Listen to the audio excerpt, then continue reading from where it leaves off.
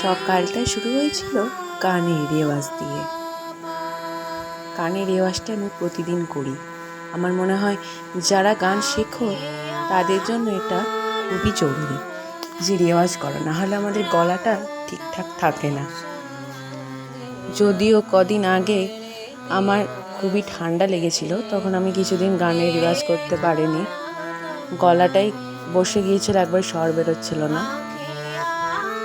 তো সেরে ওঠার পর এখন আবার শুরু করেছি গানের রেওয়াজটা করা।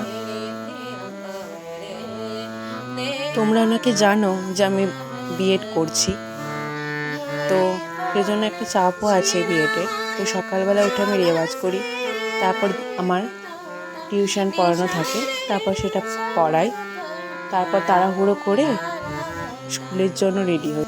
কারণ এখন টিচিং চলছে, তো আমাদের স্কুলে গিয়ে বাচ্চাদের বা ছাত্রদের পড়াতে হয়। তো প্রতিদিনই যেতে হয় আমাদের।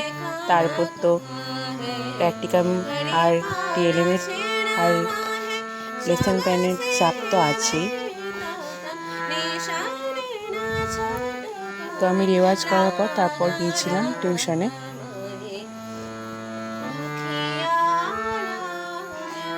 আজ আবার বিদ্যালয়ে মানে যে স্কুলে টিচিং পড়েছে সেই স্কুলে ছিল শিক্ষক দিবস।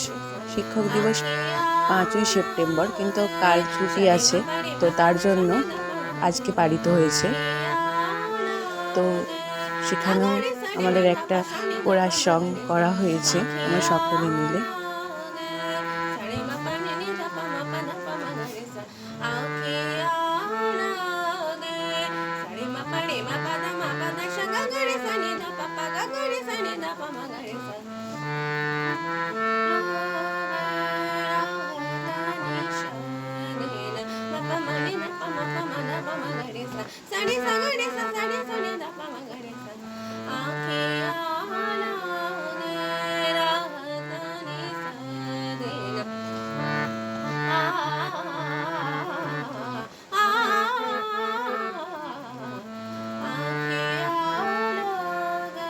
এরপর বাপি ইলিশ মাছ এনেছিল, তো সেটার জন্য প্রিপারেশান চলছিল কেমনভাবে রান্না হবে।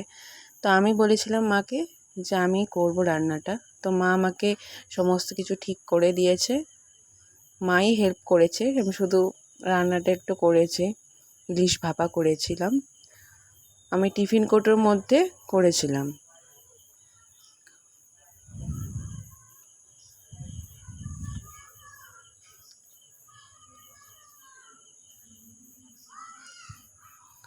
এই যে ভালো করে মশলাগুলো নিয়ে নিচ্ছি, ভালো করে যাতে ফ্লেভারটা ভালো আসে। এর মধ্যে আমি পোস্ত আর সর্ষে বাটা দিয়েছি।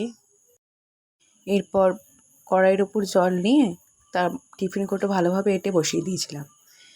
এরপর স্নান করে আমি ফটোশ্যুট করছিলাম, ভিডিও শ্যুট, যেটা তোমরা দেখেছো। এবার ওই জামা পরিয়ে আমি দেখো মাছটা হয়েছে কিনা দেখতে এসেছি। ভালোই হয়েছে সেদ্ধটা, একটুখানি চেখেও দেখে নিলাম যে নুন টুন সব ঠিক আছে কিনা। এরপর